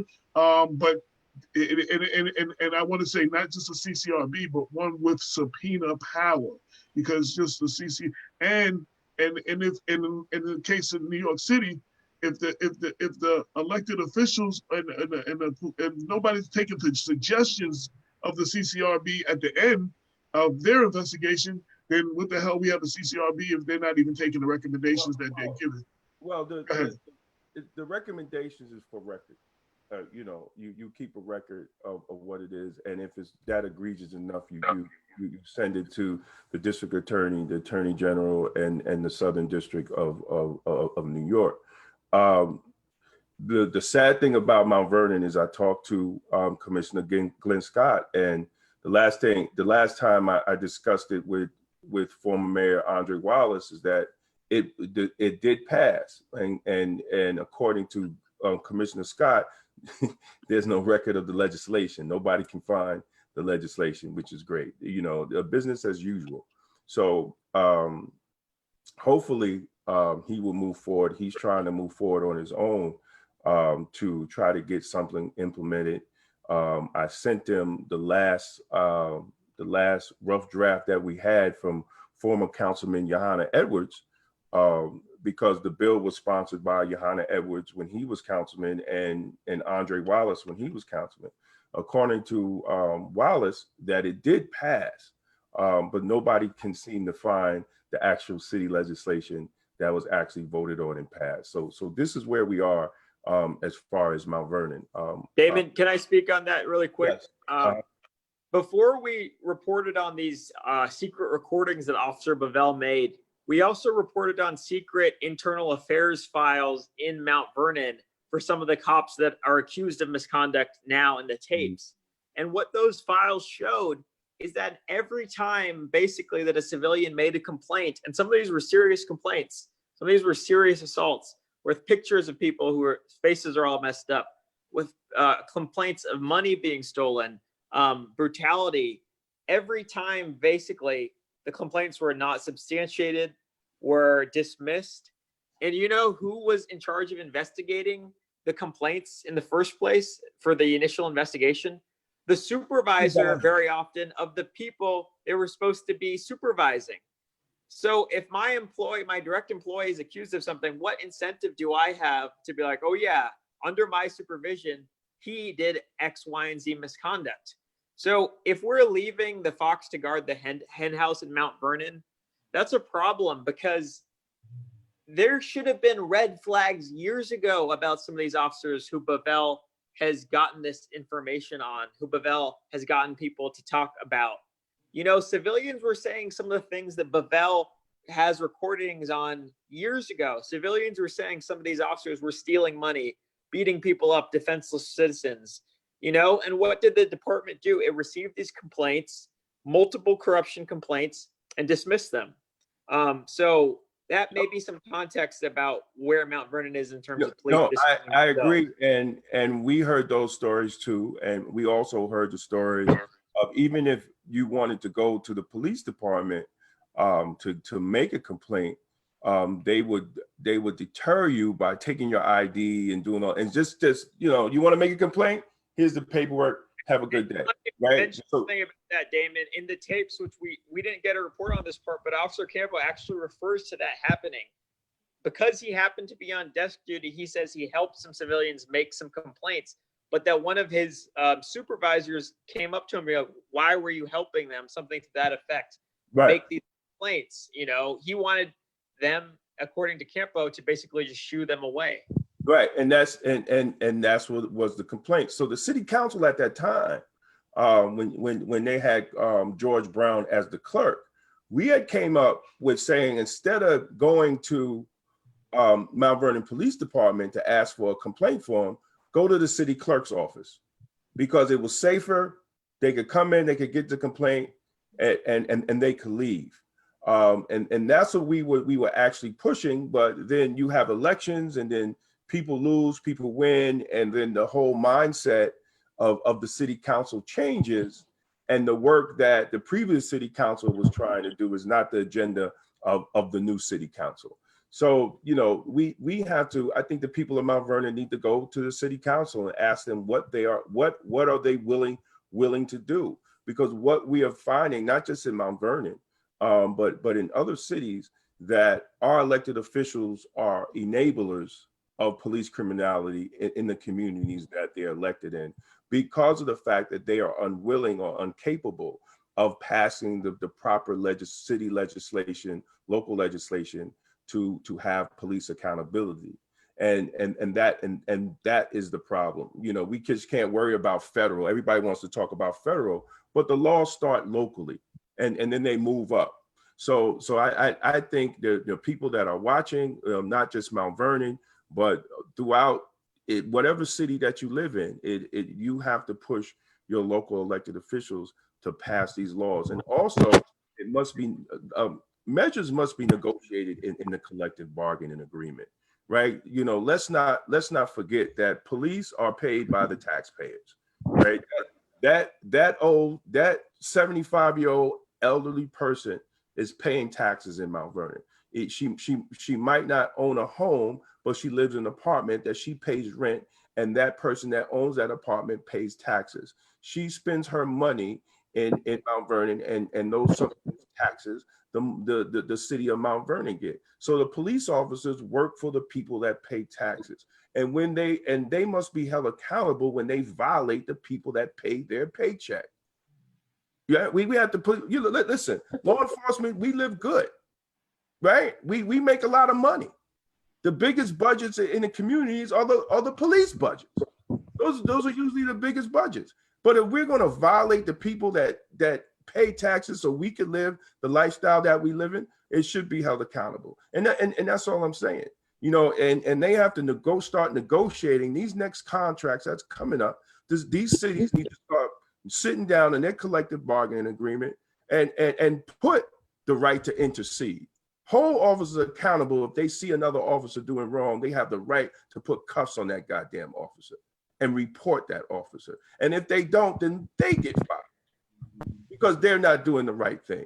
We have to start putting this stuff and stop playing around and stop worried about a 3% raise or 2% raise and this and that. They've given out raises and have yet, with everything that's going on, have yet to change anything in the collective bargaining agreement.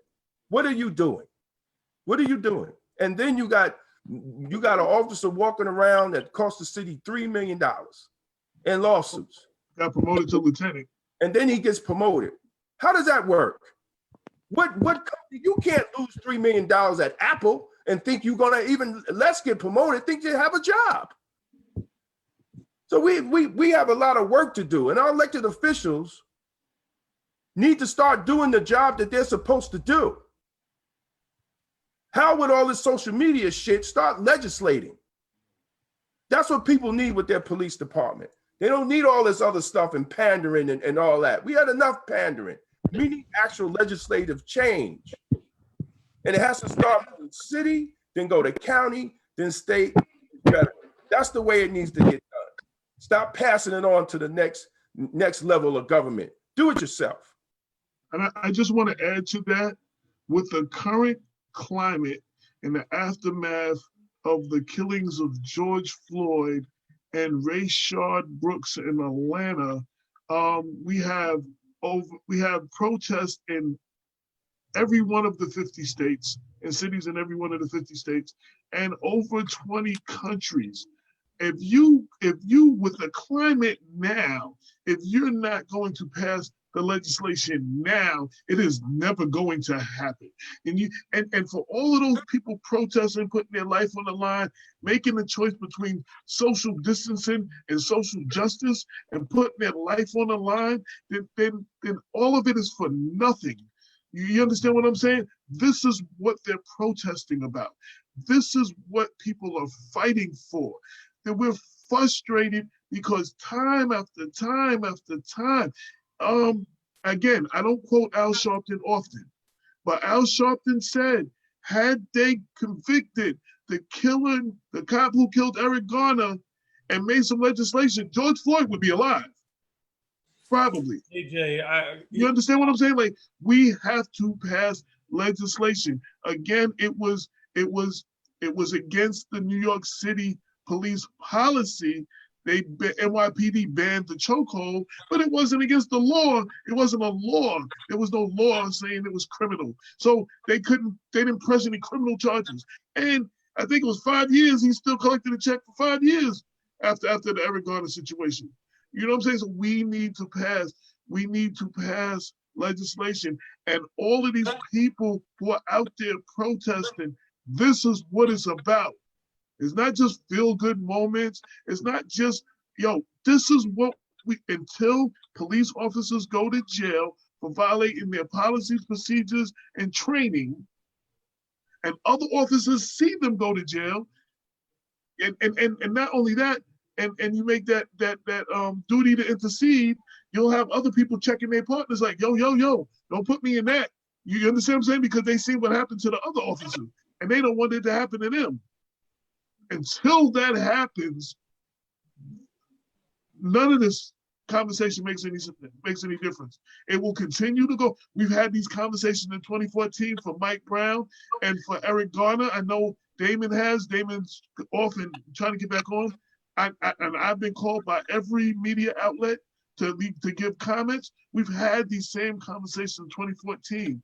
Malcolm X was talking about this stuff 50 years ago, and I put the video on Black Westchester for y'all to hear it.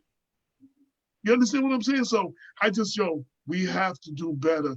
We have to, and for all those protesting, that's what you need to demand. The change of legislation to legislate police crime, police criminality crimes. So officers go to jail. Again, this is not anti-police. There are a lot of good police. I shouldn't have to keep saying this, but you got to keep saying this because there's always one listening for the first time.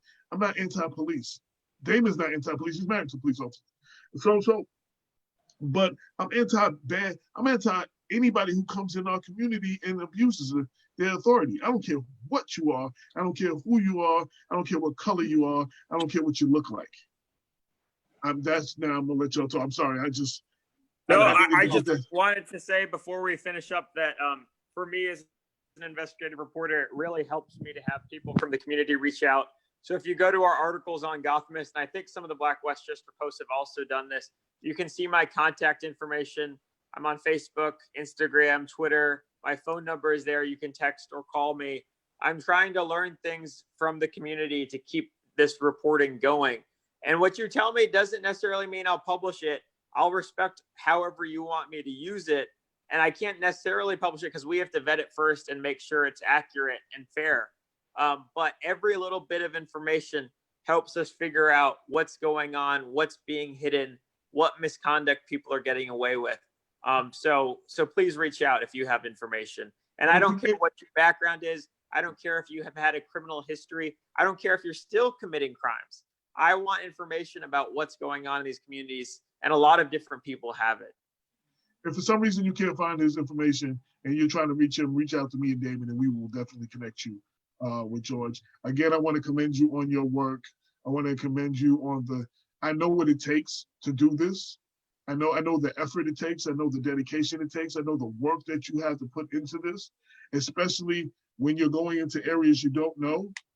You know, I did a story covering some crime in surrogate court in Queens. I didn't know the terrain. You know what I'm saying? Like that was foreign territory to me. But you know, so I understand the dedication and what you have to navigate. And if nobody else appreciates it, I want you to let you know I appreciate the thoroughness of your investigation, and anything we can do to get the word out, to spread the word, blast it out, make sure everybody in Westchester sees it. We will definitely do that. Joe, is there any? I want to wrap up the show soon. So any last words? Anything I didn't ask you? Or yeah, I'll be quick. And I just want to make clear, I am a retired New York City police officer. I love police officers. As you can tell, I represent a lot of police officers.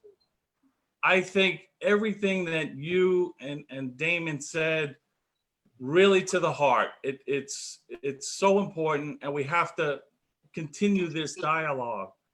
But we have to be careful. I mean, my position on Pantaleo. I think it was justified. I was outraged that he was fired. But I want to address what you said, which I think the Black community is ignoring. You said if Pantaleo was convicted and went to jail, George Floyd would be alive. Here's what I want to put out there. I want to know why nobody in the Black community is doing the opposite, saying, don't resist arrest, don't fight. Because if Gardner surrendered and went peacefully, he'd be alive. George Floyd surrendered peacefully, he'd be alive. If this guy Brooks put his hands behind his back peacefully, he'd be alive. I get the injustices that are out there. I get it. But that's my job. That's what lawyers do. I tell all my clients, if you are wronged in any way by the police, yes, sir, no, sir, submit, call me. I will be there like a pit bull to defend your rights. You will never win the fight with the police. Absolutely. And tragedies will continue to happen. We need the Black community to have that difficult conversation and say, yes, you're outraged, so am I. But that's not where to do it. You're endangering people's lives, and they're glorifying. Can I follow that up, David? Can I follow that? Right. Here's the only problem. Black folks tried that and still get killed and hung and all that. See, that's the problem. We've tried with our hands up and still get shot. You saw the story of Florida man. The man sitting on the ground with his hands up, he still got shot. Right. We tried. But no, let me respond. Let me respond. But you got to understand, we tried all that.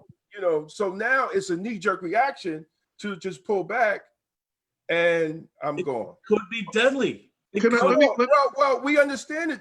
We understand. We at this point with black people, it doesn't matter. At this point, even if I know you don't mean that. It doesn't matter that Brooks had to die. It doesn't matter that Gardner had Joseph, we teach on. How do you survive police confrontation, right? But when you are innocent and you go and you just do this, it's resisting arrest. And then when you got them overzealous cops, it ends up. How George Floyd was not resisting, he was on the ground in handcuffs. There wasn't no reason for him to have his knee on his neck. Once you're handcuffed, there's no reason to do that. I'm just straight up. I want to say, but before Joe, I just want to say one thing though. While I respect everything you said, and we Black Westchester, we've had those conversations. We tell everybody to be, make your situation to try to survive the confrontation and fight it later. We do have that conversation, but on the other end, and the police are the professionals here with the training. Eric Garner was killed for selling loose cigarettes. That is not a death crime. If he had to do jail time, he should have did jail time. George Floyd was killed. He is no longer here. Both of those were ruled homicide. That means killed. And it was for either a fake $20 check or a fake $20 bill. And let me tell you, I've walked into a store recently and I went to use my debit card and they don't take debit cards. They told me to go to the ATM and I put my thing in front of the guy and put my card and the $20 bill and I gave it to him and he told me it was counterfeit. I told him he needed to take that up with the people who got the machine and he better give me my change because he saw me take it out of there. My point is though, I passed what would have been a fake $20 bill and didn't know it. That's not a death sentence. The crime, the charge, right. And then no, and you have to understand this. Let me put it this way: a white man walks into a black church with an assault rifle, mows down 9 people, and he is arrested. Unarmed black people are murdered. Exactly. There was a terrorist that they got in 2016, 2017. They only got him because he fell asleep in his car. And they was tapping the car to tell him to move. But he thought they were on to him. He started fucking shots at the cop. Hit 2 of them. He was arrested. Arrested. There are a lot of white people arrested. There are a lot of black people killed. And this is the frustration that the black community, especially the youth, if you're under 25 or whatever, you've never seen anybody go to jail for the killing of any black person ever. So you've been told, do the right thing. You've been told, let the system handle it. You've been told that by adults, and it ain't worked your whole life. Now you're like, I'm not doing that no more.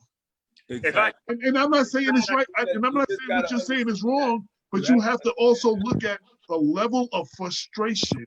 And this is what you're seeing on the streets. Whether it's being played out and as positive or negative, whether burning down that Wendy's was positive or negative, you can debate that, but that's the frustration. And again, I'm sorry that so many people have quoted this. I quoted this in my book. So many people quoted on MSNBC. Martin Luther King said the riot is the language of the unheard. These people have gone unheard for decades and decades and decades, and now they want to be heard. You're going to listen. That is the mentality right now. And, I have to because, go at one, right, and I don't think this discussion will end, but I want to say in my reporting, I hope it's clear that we do this to tell the truth and to be accurate. We're right, not doing this to be against police in general or right, against right, the right. Mount Vernon Police Department or against the Westchester District Attorney's Office. We want people to follow the law, and we want police officers to reach out to us if they feel that they're seeing something wrong among their colleagues. And we speak to a lot of police officers. Some of the police officers we quote, some of them we cite as anonymous sources. Some of them just give us information, and that helps us in our investigations. So just like I speak to people on the street or people in the communities, I also speak to law enforcement officers, corrections officers, and I respect the ones that want the law to be upheld and want the communities to be respected. And so by reporting on police misconduct allegations and prosecutorial misconduct allegations, I am not, as a reporter, saying I am against law enforcement. What I am saying is I want to report on when communities feel disrespected and when the law is broken. And so I really want to make that clear. We're always talking to and are happy to speak to law enforcement because it really helps us with our stories. I appreciate all the work you're doing. I don't know if you said you had to go, but I want to thank you. And I just want to finish up my last statement, and then I just want to finish that. So, and I think it's very important because there are people who think like you and who don't understand. And I am one of the people, the many people that keep getting this question asked. And I've written several editorials, and I'm actually writing a book on just this subject. You understand what I'm saying? There is a deadly consequence of being Black in America. Yo, and it doesn't matter who you are. Ving Rhames is on the Mission Impossible franchise, and the police ran up in his house in the backyard because his neighbor called him and said there's a big Black guy in the house next door. Exactly. Dude, and it was heavily reported. He's Ving Rhames. He's on a Mission Impossible. Right. Like, dude, like, you understand what I'm saying? So it doesn't matter who you are. There are lawyers that live in good communities that are jogging, and they're in jogging toes, and they don't look like they're supposed to, and they get harassed. There are officers this happened to when they're not in uniform, if they're Black. You understand? So this is a frustration that you're seeing, and logic goes out of the window when you're not being heard. I'm not justifying the rioting and the destruction of property, but some of those things made the AG's office come down to Ferguson. Some of those things made things move a little quicker in Minneapolis. I'm not saying that I justify them. I'm saying I do understand the frustration, and I want to be clear because I know when you say that, and there are people who may be watching from your Facebook feed or whatever. I'm speaking to them, those that don't know. Because I've been having this conversation for the longest. All right, George, and I know you want to say your last words. All right, I just want to say thank you, Black Westchester, for having me. I'm a big fan of you guys' work, and anyone who's watching, please support your local news. Please support Black Westchester. It really helps give the basic pieces of what's going on in the community so that community members know and so that journalists like me can do the other investigations that need to be done. So I really appreciate your work, and I thank you guys for having me. I hope to be on soon with our next story. Absolutely. Anytime you have a story you need to get out, you let me know and we get you on. Okay, we'll do it. And thanks, Joe. I'll talk to you soon. Great. Thanks, George. Just to reiterate. So Joe, I want to give you a chance to address what I said, but I wanted you to hear that. Well, here's how I want to answer what you said. Promise me that we're going to do another show on that very issue about police. Absolutely. We've been covering this conversation for the longest, and I'm going to continue having this conversation. Yes. Because it's so important. It's so important. And unfortunately, the public is targeting all their anger and ire for the very things you mentioned about arresting Garner for cigarettes, the $20 bill. This is coming from up above. And when it goes bad, they cut all ties and blame the guy who's doing what he was told to do. That is part of the conversation we have to have. Also, the culture that led to Officer Bovell being in the situation he's in, the culture that took a good cop, John Campo, and brought him over to the dark side. That's not just the cops. It's coming from up above. Because that's why we talked about legislation and our elected officials. That's why we're having that conversation. There are so many good cops. I love cops. It's the bad ones that we have to pull out because they infect the police department, and it spreads and it grows. And if we don't address it, it gets worse. But there are so many good cops who are now, the stuff that they're talking about and the accountability and the financial is a disaster. And I want to talk about it because I see it in court when you're holding police accountable and you tell them you're going to lose money. What do you think they're going to do when they get on the stand? I'm not losing my house. I'm going to make sure this guy gets convicted. Is that what we want? Is that what we want cops to do? No, we want them to go in there because they're so afraid I'm going to get held liable for something? No, we want cops to do their job. Exactly. The problem with the reason why we're in this is because they're not doing their job. Well, it's not just the cops. It's the DAs who have absolute immunity. Absolute immunity. It's the cops. The cops are the first entry of the criminal justice system. Correct. They're the one that's making these. And they bear the brunt of everything. Well, they're the ones making these bogus arrests. Then the DA's got to cover up their bogus arrests because the DA the DA doesn't want to lose a case. Why would a cop make the arrest, a bogus arrest, unless it was pressured from above? No, I got that too. I don't know. I understand that too. I'm not. It's the system, but unfortunately, if there's nobody going to push back against the system, if the cops is going to go along to get along, right? Management's going along to get along. District attorneys is going along to get along, and the only one that's suffering is the poor guy or girl that got arrested for the bullshit. So the whole system needs to be torn down. Amen. We got to fix this. The process of that, Joe, the people that make the laws are not doing their job.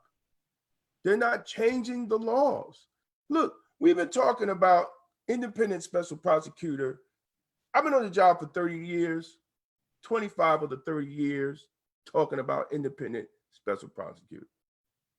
It took them 2 weeks since the burnings and people setting on fires and in stores and stuff to pass that law in New York State.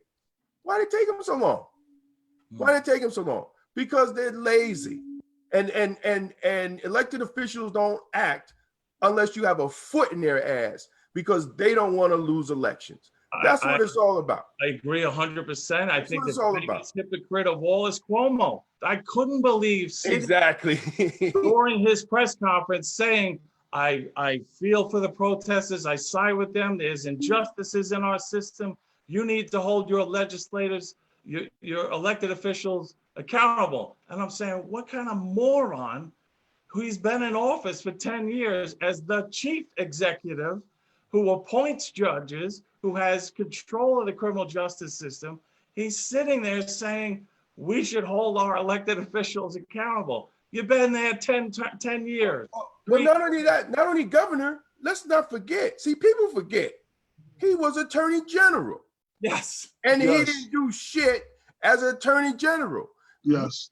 When Detective Christopher Ridley got killed in White Plains by county police, we went to his office. It was myself, Al Sharpton, Reverend Richardson, Tamika Mallory, and one of the lawyers from Mount Vernon.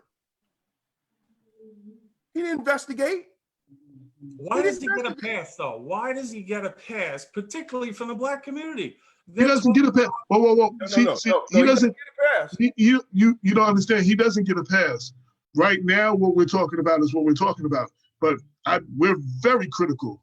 And minus this little bit of leadership that he's been showing with the coronavirus situation that we don't have at the top, I have never been a fan of his. And I've been very critical of him from day one. But again, what I don't want to do is what happens when we're making this case. What happens is, what about that? No, I want to deal with this case. And I told a couple of the listeners they wanted to make another incident. No, let's deal with this case right now. You're right. You're 100% right. And I hate doing that, but it just no. It needs to be heard. But and I understand that you don't know. We are very good. Every local official. We have a city councilwoman listening, if she's still on. We had the mayor of Mount Vernon listening, if she's still on. We got local police officers on listening, if they're still on. Ask all of them. We're very critical of those who are elected officials or in places of power to do their job. And if they don't do their job, or do something they shouldn't do, we expose it. We're very critical. Now, there's another person from the mayor's office listening right now. Shout out to Dan Terry. It's so important. This is our government. This is ours. It belongs to us, the people. And when they run rogue like this, we got to pull them in, talk to them, or kick them out. That's just it. Right now, you have to see, and that's another thing we end up doing. We end up talking about everything right now. We have an election coming up in 4 days for the district attorney. That is a good place to start. That is something, if you haven't voted in early voting again, that you can do something about right now. If you don't like what you've heard in this interview and some of the things that you've seen, that's one thing that you can do, right? When your election comes up, whatever your municipality is, and every one of the municipalities, except for cities like New Rochelle has a city manager, your mayor appoints your police commissioner. If you don't like the way your police, you're being policed, you need to get a mayor who's going to put a police commissioner in there, who's going to do his job. I gotta go because I got. Yeah, we're signing off in a minute now.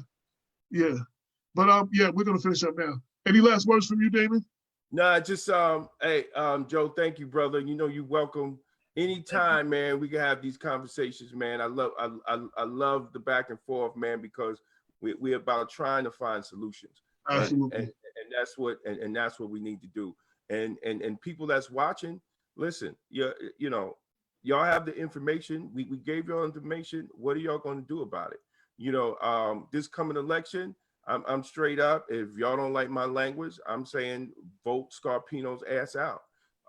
And earlier, for what I said, excuse the passion, because I've worked hard to do this. I've worked hard to build a relationship between the Black community and law enforcement, not just in Mount Vernon, but throughout the country. And when I hear about stories like this, you know, when we have an opportunity for change and to move forward and for healing, it's horrible. We shouldn't be at this point, especially when a city like Mount Vernon, when we control our destiny. You can't blame the white man in Mount Vernon.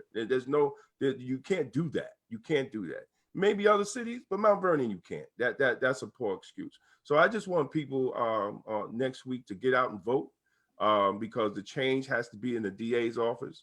If we're going to try to hold officers accountable for their actions, we can make the first step next the 23rd, next Tuesday, and getting Scarpino's ass out of there. And hope and let's see Mimi make everybody pack their motherfucking bags and get up out of there. Get some real people that's actually going to care about the communities they serve.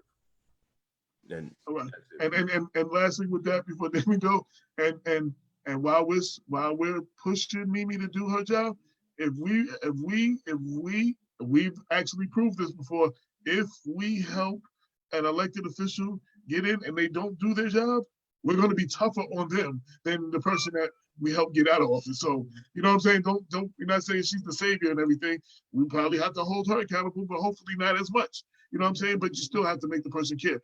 Last words, Joe? Thank you very much. And I just want to reiterate what George Joseph said about him and being objective. Mm-hmm. That's exactly why I picked him. Exactly why I picked him, because of the integrity that he follows, which I saw in the other investigations we did. So I want people to reach out to him and talk to him. They could also call me. This is not over by a long shot. So if anyone has information that they want to share, we'd love to hear from you. Thank you. And in closing, I just want to say, if you want to reach either one of our guests today, you can always reach me and Damon. We will definitely put you in touch if you have any information that can help either one of these cases, or you need information that you want to get out to George Joseph for a story. Reach out to us. Vote when next Tuesday. If you haven't voted already, we already spoke by. That's important. We need to encourage our elected officials to change legislation. There is no one fix to this problem.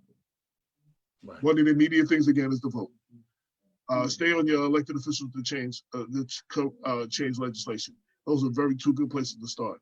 And for all of you people out there protesting, that's what you should be demanding in your protests. You continue your protest, and don't let this executive order that was just a waste of, not worth the piece of paper that Trump signed. Just don't count that as a victory. Just keep doing what you're doing. Don't let that. Other than that, I want to thank everybody for tuning in to this very important conversation. All right. I want to thank everybody for tuning in to this very important conversation.